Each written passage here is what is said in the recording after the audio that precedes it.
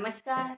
हमेशा की तरह पूछती हूँ आपसे, सब अच्छे हैं और अच्छे ही होंगे, इसमें कोई दोराई नहीं है कि सब अपनी सेहत का ख्याल रखने वाले और अच्छे से काम करने वाले, है ना। व्यस्त रहो, मस्त रहो और स्वस्थ रहो, ये मूल मंत्र है आज की ज़िंदगी का।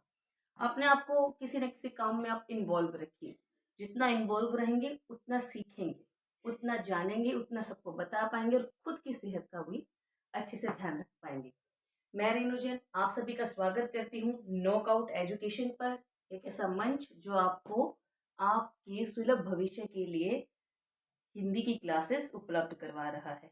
ठीक है, तो और हमारा चल रहा था पद परिचय, है ना। पद परिचय में हमने संज्ञा, सर्वनाम, विशेषण, क्रिया और क्रिया विशेषण के बारे में जाना। हमने बहुत गहराई से नहीं, लेकिन हमने उतना पढ़ा है जिससे पद का परिचय देते वक्त हमें जिन बातों पर ध्यान देना चाहिए और जिन बातों को समझना चाहिए, उन बातों को हमने जाना है। किसके जरिए? इन सभी के जरिए, क्योंकि इनके बिना किसी भी शब्द का पूर्ण परिचय हम नहीं दे पाएंगे। तो इनके बारे में मैंने आपको ज्यादा नहीं लेकिन 80% आपको इन सब के बारे में, इन सब विषयों के बारे में, संज्ञा, सर्वनाम, विशेषण, क्रिया, क्रिया विशेषण के बारे में 80% से ज्यादा आपको बता दिया है। ठीक है, बहुत सारी गहनतम अध्ययन की बातें हैं, विषय की बातें हैं, जिन पर हम जब इनको अकेले लेके चलेंगे तब चर्चा करेंगे। और आज की हमारी चर्चा का विषय है समुच्चय बोधक, संबंध बोधक, विस्मयादि बोधक। तीनों ही बहुत आसान है, तीनों ही बहुत आसान है, तीनों को समझना भी बहुत आसान है और तीनों ही अपने अपने स्थान पर बहुत महत्वपूर्ण भी है। पद परिचय की दृष्टि से भी और किसी कविता, कहानी, लेख, इन सबको लिखने की दृष्टि से भी, और किसी भी कॉम्पिटिटिव एग्जाम में, प्रतियोगी परीक्षाओं में आप बैठते हैं उस दृष्टि से भी। हर चीज का अपना महत्व है, हर विषय का अपना महत्व है, हर विषय की अपनी गहनतम जानकारी है, जिसको प्राप्त करने के लिए हम स्थान स्थान भटकते हैं। लेकिन मूल मंत्र ये है, अगर हम ध्यान लगाएं और अपने आसपास पड़ी चीजों का भी अच्छे से अध्ययन करें तो हम उसके मूल तक, यानी कि उसके बेस तक, सही स्वरूप तक पहुंच सकते हैं। तो आइए आज जानते हैं पद परिचय के बारे में। पद परिचय के अगले जो भाग हैं, समुच्चय बोधक, संबंध बोधक और विस्मयादि बोधक, जिनके बिना हमारा ये जो पाठ है, जो मैं आपको करवा रही हूँ ग्रामर यानी कि व्याकरण में, अधूरा है। तो आज हम पढ़ेंगे समुच्चय बोधक के बारे में।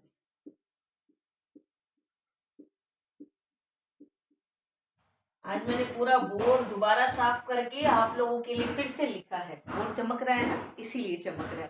थोड़े छोटे शब्दों में लिखा है ताकि जब हम उदाहरणों को स्पष्ट करें और यहाँ लिखें तो जानना हमारे लिए, पढ़ना हमारे लिए आसान हो जाए।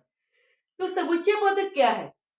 जो शब्द दो शब्दों, वाक्यांशों तथा वाक्यों को जोड़ने में हमारी मदद करता है या जोड़ने का कार्य करता है। ना, आवाज भारी लग रही है? हाँ, थोड़ा सा होगा, कोल्ड है मुझे, सर्दी जुकाम थोड़ा सा लगा हुआ है।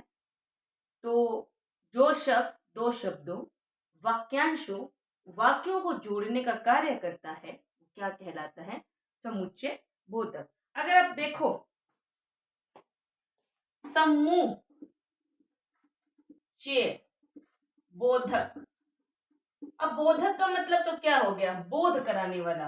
समूह यानी कि ग्रुप, चे जो पूरे ग्रुप में मतलब आते हैं और अपनी खिलखिलाहट से पूरे ग्रुप को एक कर लेते हैं, तो वो क्या कहलाते हैं? समुच्चय बोधक। पूरे समूह को एक कर लेते हैं, वो क्या कहलाते हैं? समुच्चय बोधक। बोधक का मतलब हो गया बोध कराने वाला, अर्थात उनका ज्ञान हमें कराए, उनके बारे में हमें बताए। तो समुच्चय बोधक क्या है? ध्यान से देखिए, दो शब्दों को, दो वाक्यों को, दो वाक्यांशों को आपस में जोड़ते हैं, संगठित करते हैं, वो क्या कहलाते हैं? समुच्चय बोधक। उदाहरण देखिए, राम और श्याम गहरे मित्र हैं। अब आप कहेंगे कि इसमें समुच्चय बोधक कौन सा है? कोई बता सकता है? बहुत आसान है। और राम और श्याम अपने आप में संज्ञा है, लेकिन हैं तो दोनों अलग शब्द, अलग अलग नाम। अब अलग अलग नाम के व्यक्ति हैं, तो दोनों अलग अलग नाम के व्यक्तियों को कौन जोड़ रहा है आपस में, कौन एक बता रहा है आपस में, और जिसे हम इंग्लिश में हम समूचे बोधक को कंजक्शन के नाम से जानते हैं। कंजक्शन समझते हो ना, कंजक्शन तो किए होंगे ना इंग्लिश में आपने, उसी तरह हिंदी में क्या है, समूचे बोधक। राम और श्याम गहरे मित्र हैं। ठीक है, उदाहरण से आपको क्लियर हो गया होगा, समझ में आ गया होगा। ठीक है, राम और श्याम क्या हैं, गहरे मित्र हैं। अब जैसे और एक समुच्चय बोधक है ना, एक समुच्चय बोधक है। क्यों? क्योंकि इसने दो शब्दों को आपस में जोड़ा। कि अन्यथा, अब मैंने यहां तीन समुच्चय बोधक लिखे, पहला है और, दूसरा है कि, तीसरा है अन्यथा। एक और लिख देती हूं, मगर। बहुत सारे हैं, लेकिन मैंने आपको एग्जाम्पल के लिए, उदाहरण के लिए सिर्फ ये चार बताए हैं, है ना। जैसे मैं कहना चाहता था कि तुम्हारे पीछे चूहा पड़ा है। हंसी आए, आसान है, आ सकती है ना। मजा आना चाहिए ना पढ़ने में, तो जितना आनंद आएगा, जितना हम प्रसन्न होंगे, हम अपने विषय को उतना अच्छे से पढ़ भी पाएंगे, सीख भी पाएंगे। तो अन्यथा तुम यहाँ से चले जाओ, अन्यथा मैं तुम्हें बहुत बुरा भला कह सकता हूँ, है ना। मगर बारिश तो हो रही थी, मगर पकोड़े नहीं थे। क्या बात है, पकोड़े नहीं थे, बारिश तो हो रही थी पर पकोड़े नहीं थे। अगर बारिश भी हो रही होती और पकोड़े खाने को मिलते थे तो मजा आता। इसी तरह समुच्चय बोधक मैंने यहाँ चार उदाहरण लिखे, इन चारों से आपको चार उदाहरण बता दिए। इसके साथ आपका होमवर्क ये है, इन चार समुच्चय बोधक शब्दों से आपको एक एक वाक्य बनाना है और मेरे वीडियो के नीचे कमेंट सेक्शन में अपलोड कर देना है। ठीक है, वीडियो अपलोड करते हैं अपनी तो अच्छी बात है, नहीं तो टाइप करके तो आप बता ही सकते हैं। हिंदी भाषा का चयन करें तो बहुत अच्छा लगेगा मुझे, अन्यथा इंग्लिश तो चल ही रही है, आप लिख सकते हैं। ठीक है, होमवर्क भी मैंने बता दिया, समुच्चय बोधक के बारे में भी बता दिया, फिर से बता देती हूँ। वे शब्द जो दो शब्दों, दो वाक्यों और दो वाक्यांशों को आपस में जोड़ने का कार्य करते हैं, समुच्चय बोधक कहलाते हैं। बहुत ही आसान है। समूह उच्चय बोधक अर्थात समूह को जोड़ने वाले शब्दों का जो बोध कराते हैं, समुच्चय बोधक कहलाते हैं। ठीक है, हर किसी के अपने अपने कहने, बताने और बोलने का तरीका होता है, मेरा अपना है। अब आपकी समझ में कितना है वो आप जाने, नहीं आया तो मुझे कमेंट करके बता दीजिए, मैं आपको जरूर दोबारा इस पर चर्चा करूंगी। ठीक है, अब समुच्चय बोधक जो शब्द है उससे मैंने आपको एक एक वाक्य बनाना दिया है। इसी के साथ समुच्चय बोधक जो है, इस अवयव है, ये कौन सा अवयव है, अविकारी अवयव। विकारी कौन से होते हैं, जिनमें लिंग वचन काल के अनुसार परिवर्तन होते हैं, और अविकारी क्यों, सारा मैं ही बता दूं, मैंने तो आपको पहले वीडियो में बताया था। अब आप अविकारी की परिभाषा दीजिए, अविकारी की परिभाषा दे। समझ में आ रहा है सभी को,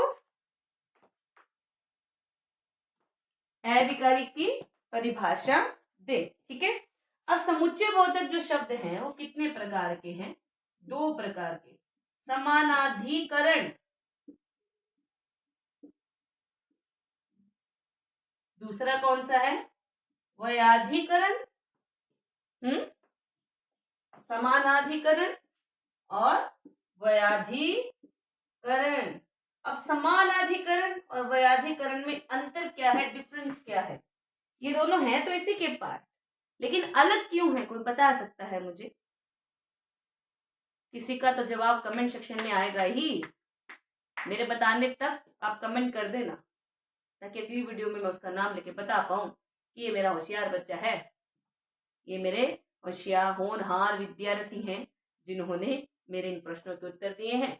आज का होमवर्क, अविकारी की परिभाषा दें, जो चार मैंने और, की, अन्यथा, मगर शब्द लिखे हैं, उनसे एक एक वाक्य बनाए। बहुत आसान है, बहुत आसानी से आप बना सकते हैं। ठीक है, समानाधिकरण क्या होता है, जो अवयव दो या दो से अधिक जो अवयव, मैं किसके बारे में बात कर रही हूँ, समानाधिकरण के बारे में बात कर रही हूँ।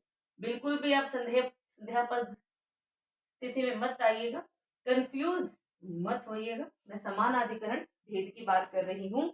जो अवयव दो या दो से अधिक, दो या दो से अधिक, बहुवचन है ना, बहुसंख्या, दो या दो से अधिक समान पदों और पदबंधों को जोड़ने का कार्य करते हैं।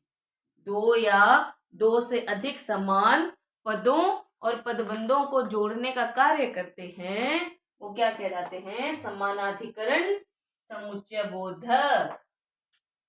ठीक है। अब आप कहेंगे दो शब्द, दो पद या दो पदबंध आपस में कैसे, जैसे मैंने पूरी कोशिश की लेकिन सब बेकार गई। उदाहरण देखिए, मैंने पूरी कोशिश की लेकिन सब बेकार गई। सबसे पहले तो इसमें मैं समुच्चय बोधक को रेखांकित कर देती हूँ, अंडरलाइन कर देती हूँ, ये रहा। ठीक है।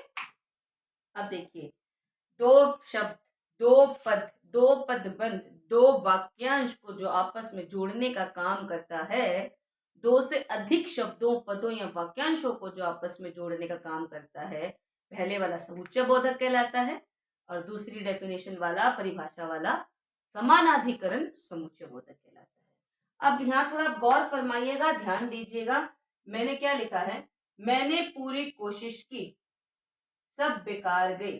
अगर हम इसमें से लेकिन को हटा दें, अगर हम इसमें से लेकिन को हटा दें तो आपको दो अलग अलग पदबंध दिखाई दे रहे हैं। पदबंध का मतलब क्या है, जब शब्दों का प्रयोग हम वाक्यों के अंदर करते हैं। मैंने पूरी कोशिश की सब बेकार गई। अब इन दोनों वाक्यों के बीच में तालमेल कौन बिठाता है, एक ही समुच्चय बोधक शब्द लेकिन, है ना। मैंने पूरी कोशिश की लेकिन सब बेकार गई। अगर हम लेकिन को हटा दें तो ये दोनों वाक्य अलग अलग हैं, अपने अलग अलग अर्थ को पूर्णता से अपने अंदर समेटे हुए हैं, है ना, है ना। लेकिन इन दोनों वाक्यों को एक शब्द लगाने से पूरे वाक्य में संपूर्णता आ गई। दोनों पदबंधों को इस समुच्चय बोधक ने आपस में जोड़ दिया। ये दो से अधिक, एक से अधिक बात हम जब कर रहे हैं तो वहां क्या आएगा, समानाधिकरण समुच्चय बोधक। एक उदाहरण और देखिए, देखेंगे। ठीक है, मैं बताती हूँ।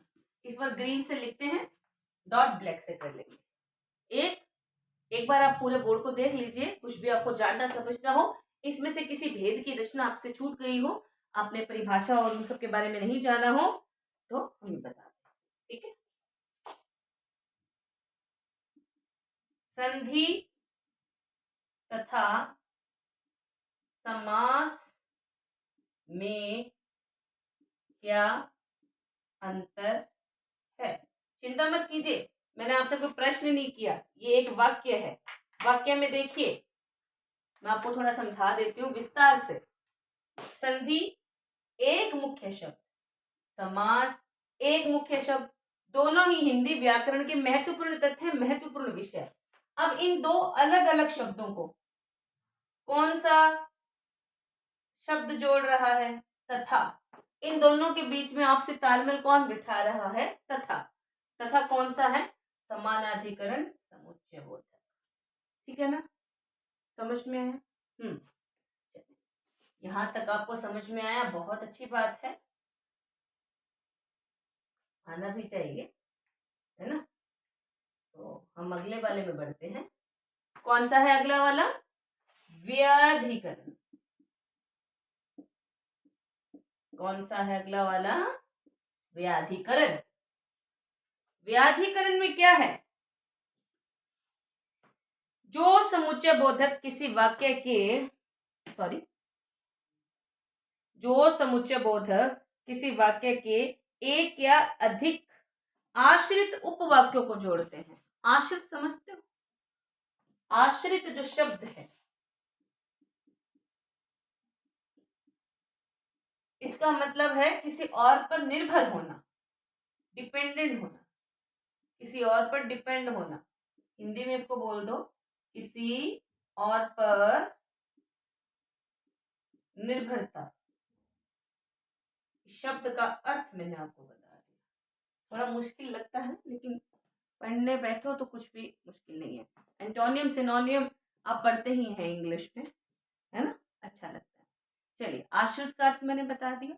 अब मैंने क्या बोला व्याधिकरण में, जो एक, दो या दो से अधिक उपवाक्यों को आपस में जोड़ते हैं उसे हम क्या कहते हैं, व्याधिकरण। उपवाक्य के बारे में हमने पढ़ा था, मैंने वाक्य वाली जो वीडियो दी है उसको देख ले उपवाक्य के बारे में, है ना। बार बार बताऊंगी तो वीडियो लंबी और आप भी बोर हो जाएंगे, है ना। तो जो दो या दो से अधिक आश्रित उपवाक्यों को आपस में जोड़ता है वो क्या कहलाता है, व्याधिकरण समुच्चय बोधक।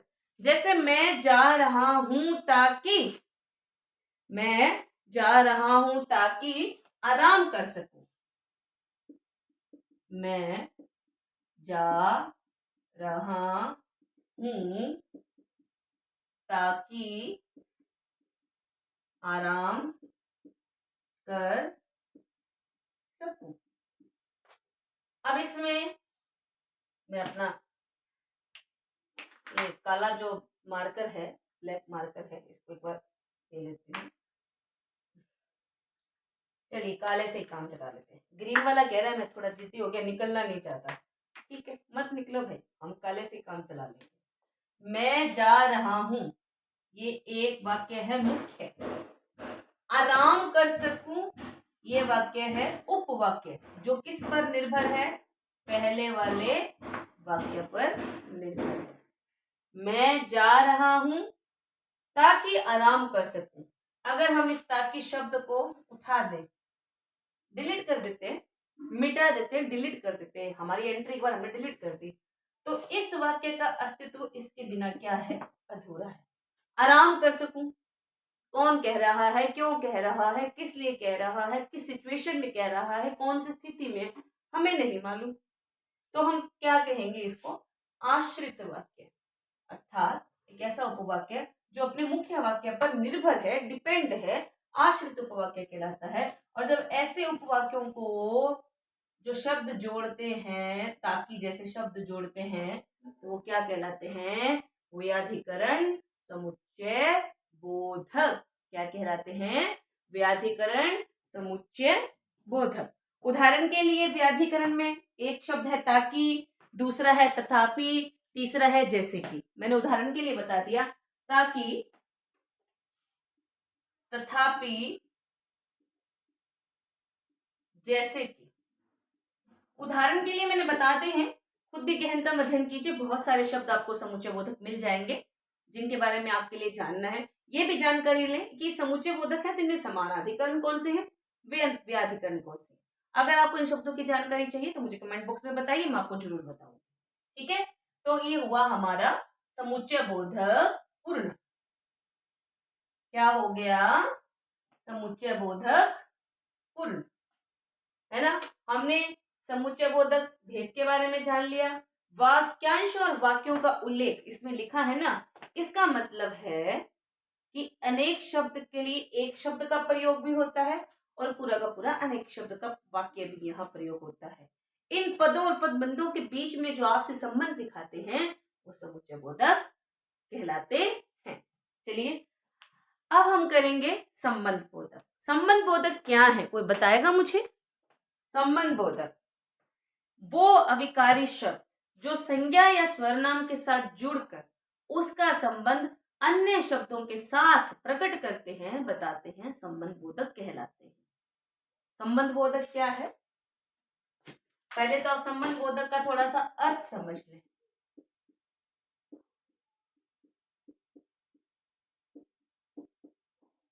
संबंध का मतलब हो गया रिलेशन। अब रिलेशन तो हमारा किसी के साथ कहीं ना कहीं होता ही है, बुआ भतीजी, चाचा भतीजा, माँ मौसी, है ना, नाना नानी, इन सब के साथ हमारा कोई ना कोई रिलेशन है। रिलेशन है, संबंध है, तभी हम इनसे ग्रीट भी करते हैं, इनसे मिलते जुलते रहते हैं। इसी तरह व्याकरण के अंदर संज्ञा या स्वरनाम के साथ लगकर उनका संबंध अन्य शब्दों के साथ बताते हैं, क्या कहलाते हैं? संबंध बोधक। उदाहरण के लिए राधा के साथ कृष्ण खड़ा है। मेरी लिखावट पर मत जाइएगा। अब राधा कौन है? संज्ञा है। कृष्ण कौन है? संज्ञा है। अब इस संज्ञा का संबंध इस संज्ञा के साथ कौन दिखा रहा है? संबंध बोधक। कौन सा? ये वाला शब्द के साथ जो शब्द है वो संबंध बोधक शब्द है। जो राधा जो कि एक संज्ञा है, कृष्ण जो कि खुद एक और संज्ञा है, का संबंध इससे दिखा रहा है। अर्थात इन दोनों संज्ञाओं के बीच संबंध कौन प्रकट कर रहा है? के साथ। तो ये क्या है? संबंध बोधक। राधा के साथ कौन खड़ा है? कृष्ण। राधा का संबंध किससे हुआ? कृष्ण। राधा किसके संग खड़ी है? कृष्ण। तो ये क्या हुआ? संबंध बोधक आ गया। यहां तक आपको समझ में आया? अब देखिए, जो संबंध, अगर मैं कह दूं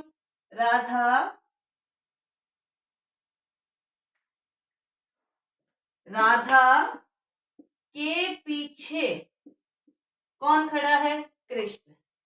राधा के साथ खड़े थे पहले कृष्ण, अब राधा के पीछे हैं कृष्ण। खाली शब्द का हेरफेर हुआ ना, लेकिन संबंध तो दोनों के बीच कहीं ना कहीं प्रकट हो रहा है कि दोनों साथ में हैं।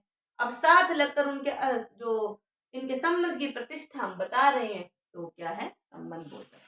अब संबंध बोधक शब्द है ना, उनको हम कई तरीके से जानते हैं, जैसे काल बोधक, स्थान बोधक आदि आदि। लिखो, बताऊं आपको। अब देखिए, मैंने कहा ना संबंध बोधक के बारे में मैंने आपको बताया। तो संबंध बोधक के क्या हैं? थोड़े से भेद के रूप में हम नहीं कहेंगे कि इनके भेद हैं, वो मुख्य रूप से भेद में ही गिने जाएंगे। क्यों? संबंध बोधक शब्द की भी तो अपनी परिभाषा है ना। कोई स्थान के बारे में बताएगा, कोई समय के बारे में बताएगा, कोई साथ के बारे में बताएगा, कोई किसी के विरोध में बोलेगा, कोई किसी की समता के बारे में बताएगा, है ना। मैंने लिखे भी हैं, काल बोधक, स्थान बोधक, समता बोधक, विरोध बोधक, दिशा बोधक, संग बोधक, हेतु बोधक, साधन बोधक। और हर के अपने अपने चार चार पांच पांच शब्द हैं। के सामने, के ऊपर, के पीछे, के आगे, के साथ, है ना।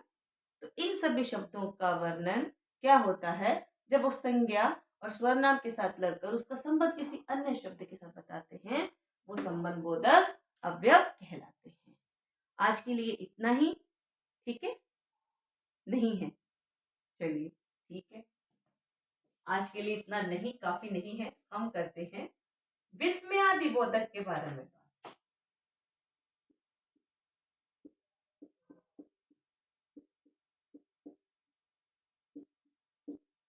मुझे काफी नहीं लगा, मुझे लगा बहुत छोटा सा है, थोड़ा सा बड़ा कर लिया जाए।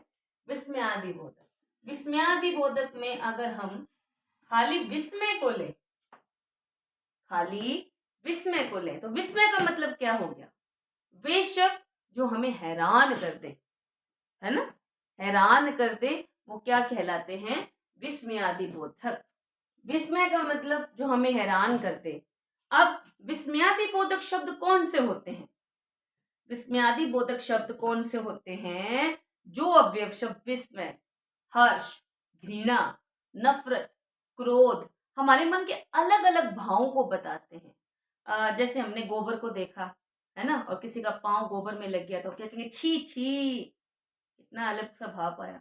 किसी की मृत्यु हो जाती है और अचानक से हमें उसकी मृत्यु का समझ मिलता है, तो हम बोलते हैं ना, हाय ऐसे चला गया, है ना। कोई अविश्वसनीय घटना हम देख लेते हैं, है ना, तो हम कहते हैं ना, बाप रे, ऐसा भी हो सकता है। कोई इंडिया जीत जाती है, हम तो क्या कहते हैं? वाह, क्या बात है, इंडिया मैच जीत गई। कोई बहुत सुंदर चीज हमें दिखती है और हम कहते हैं, अरे वाह, हमारे मन को शांति मिलती है, अरे वाह कितनी सुंदर वस्तु है, अरे वाह गुलाब का फूल बहुत सुंदर है। और हमने किसी की कोई बात पर हामी भरी और खुशी और प्रसन्नता से देखना, अच्छा ऐसा भी था, है ना।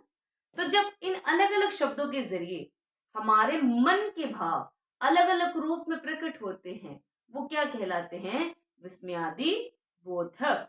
लेकिन विस्मयादि बोधक की एक पहचान है, कौन सा? ये चिन्ह, एक्सक्लामेटरी साइन, एक्सक्लामेटरी साइन, जिसे हम विस्मयादि बोधक चिन्ह के नाम से भी जानते हैं। पद परिचय में यदि इन शब्दों का प्रयोग होगा तो किसी भी शब्द के आगे लिखिए, देखिए हाय, इस तरह से विस्मयादि बोधक चिन्ह लगा होगा। बाप रे, इस तरह से विस्मयादि बोधक चिन्ह लगा होगा। उसके बाद में ही किसी वाक्य को यहाँ दिया होगा, हाय मैं तो मर गई, बाप रे इतना बड़ा सांप,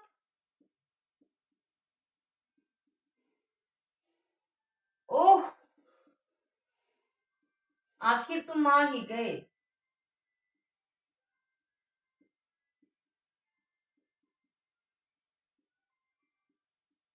मैंने उदाहरण के लिए यहाँ 3 वाक्य बताए हैं जो अलग अलग भाव को हमारे प्रकट कर रहे हैं। ठीक है, तो जो विस्मय, हमारे मन के विस्मय, हैरानी, घृणा, नफरत, प्यार, क्रोध, आशीर्वाद।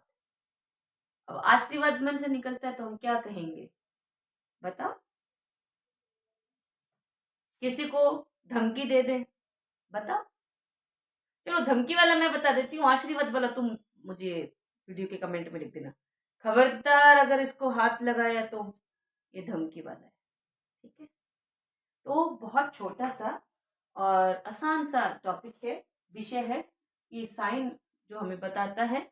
तो इसी के साथ हमारा जो पद परिचय है वो संपूर्ण होता है। खत्म नहीं कहेंगे क्योंकि जानने के लिए बहुत कुछ है। विस्तार से जानने बैठेंगे तो खो जाएंगे, इसलिए अंतर्मन से ढूंढिए, बहुत कुछ पाएंगे। विस्तार से ढूंढने बैठेंगे तो खो जाएंगे, अंतर्मन से ढूंढिए, बहुत कुछ पाएंगे। सूक्ष्मता में ही विस्तार है, विस्तार में ही सूक्ष्मता। इसका अर्थ जो जान गया, समझो संसार को पा गया।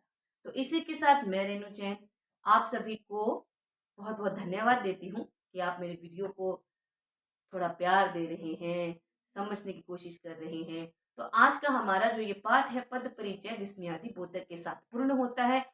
आप लाइक कीजिए, कमेंट कीजिए, शेयर कीजिए और साथ में कमेंट करके बताइए कि मेरा वीडियो आपको कैसा लगा।